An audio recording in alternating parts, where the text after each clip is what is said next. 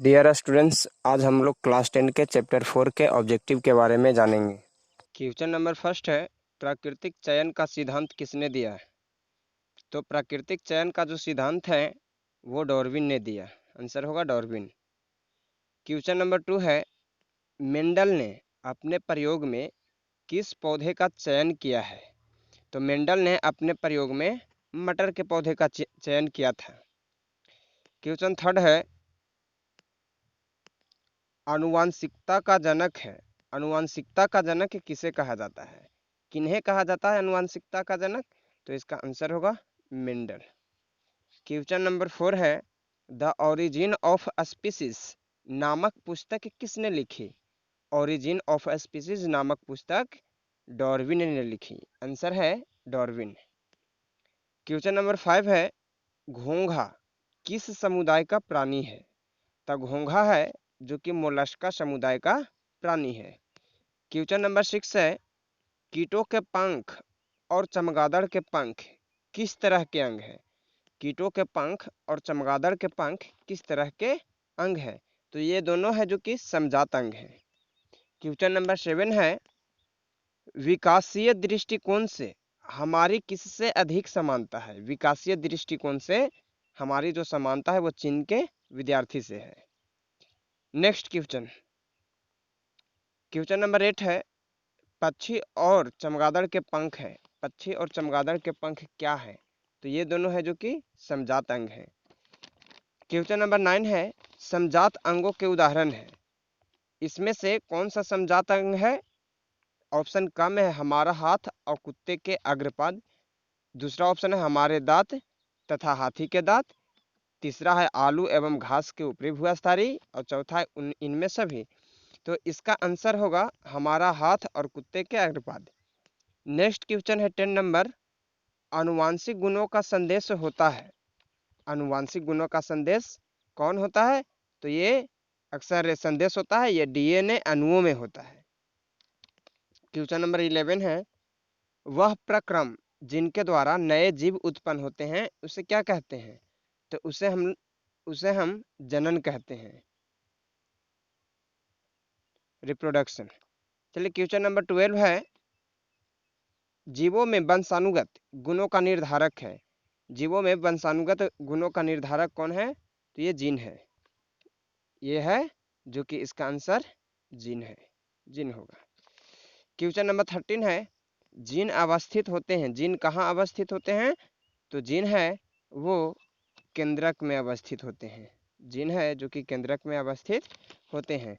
Question number 14 है, अफ्रीकी मानव का सबसे निकटतम संबंधी है। अफ्रीकी मानव का सबसे निकट जो संबंधी है वो चिंपैंजी है। आंसर होगा चिंपैंजी। क्वेश्चन नंबर 15 है, पक्षी और तितली के पंख हैं। पक्षी और तितली के पंख क्या है? तो ये दोनों असमजात अंग हैं। समजात नहीं बल्कि असमजात। क्वेश्चन नंबर 16 है, जीव विज्ञान की वह शाखा जिसके अंतर्गत विभिन्नता तथा आनुवांशिकता का अध्ययन किया जाता है उसे क्या कहते हैं? तो उसे हम लोग आनुवांशिकी कहते हैं। क्वेश्चन नंबर 17 है, किसी जीव की जीनी संरचना कहलाता है। किसी भी जीव की जीनी संरचना क्या कहलाता है? जीन रूप या जीनोटाइप। आंसर होगा जीन रूप या जीनोटाइप। क्वेश्चन नंबर 18 है, एक ही जाति के विभिन्न सदस्यों में पाए जाने वाले अंतरों को क्या कहते हैं? क्वेश्चन फिर से, एक ही जाति के विभिन्न सदस्यों में पाए जाने वाले अंतरों को क्या कहते हैं? तो इसका आंसर होगा विभिन्नता। इसका आंसर क्या होगा? विभिन्नता। क्वेश्चन नंबर 19, जीवाश्म की आयु के निर्धारण की एक वैज्ञानिक विधि है। इसमें किसके द्वारा जीवाश्म की आयु की निर्धारण की जाती है? तो रेडियो कार्बन काल निर्धारण विधि द्वारा। क्वेश्चन नंबर 20 है, मेंडल की एक संकरण के प्रयोग से प्राप्त लक्षण रूपी अनुपात क्या है? तो इसका जो अनुपात जो मिला था अक्सर मटर के पौधों पर, तो इसका जो परिणाम मिला था वो जो था 3:1। 21 में मेंडल की एक संकर संक्रमण के प्रयोग से प्राप्त जीन रूपी अनुपात क्या है? तो जिन रूपी अनुपात में 1:2:1। क्वेश्चन नंबर 22 है, फिलोसोफिक जियोलॉजिक नामक पुस्तक किसके द्वारा लिखी गई है? तो यह है जो कि लैमार्क के द्वारा लिखा गया है। क्वेश्चन नंबर अब 23 है, इनमें कौन वर्गीकरण के सबसे ऊपरी पायदान पर है? इनमें कौन वर्गीकरण के सबसे ऊपरी पायदान पे है? तो इसका आंसर होगा जगत।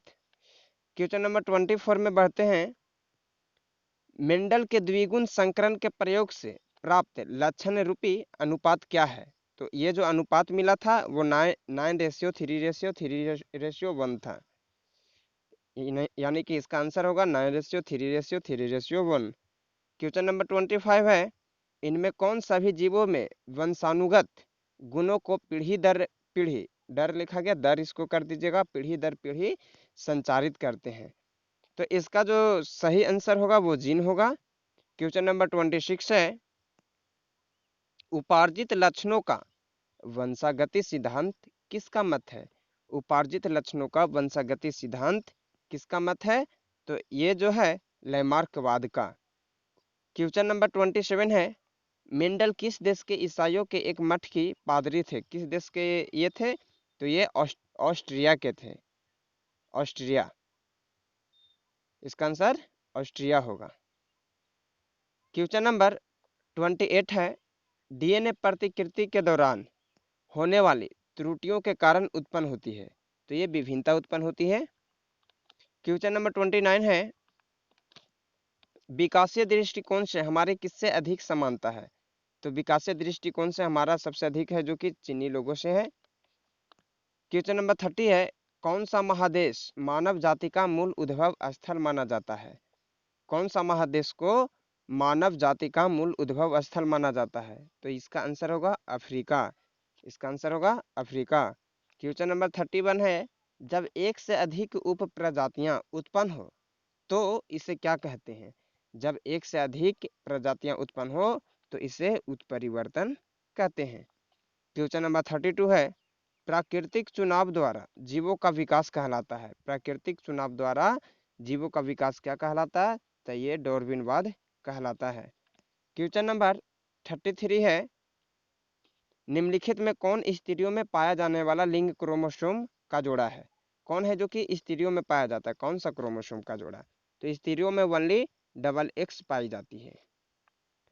क्वेश्चन नंबर 34 है, निम्नलिखित में कौन पुरुषों में पाया जाने वाला लिंग क्रोमोसोम का जोड़ा है जो पुरुष में पाया जाता है? तो इसका आंसर होगा XY। क्वेश्चन नंबर 35 है, मानव युग्मक में ऑटोसोम की संख्या, तो ऑटोसोम की संख्या है जो कि 44 होता है। ऑटोसोम की संख्या 44, आंसर होगा 44। 36 है, मानव युग्मक में गुणसूत्र की कुल संख्या होती है? तो गुणसूत्र की कुल संख्या 46 होता है। इसका आंसर होगा 46। That's all, thank you.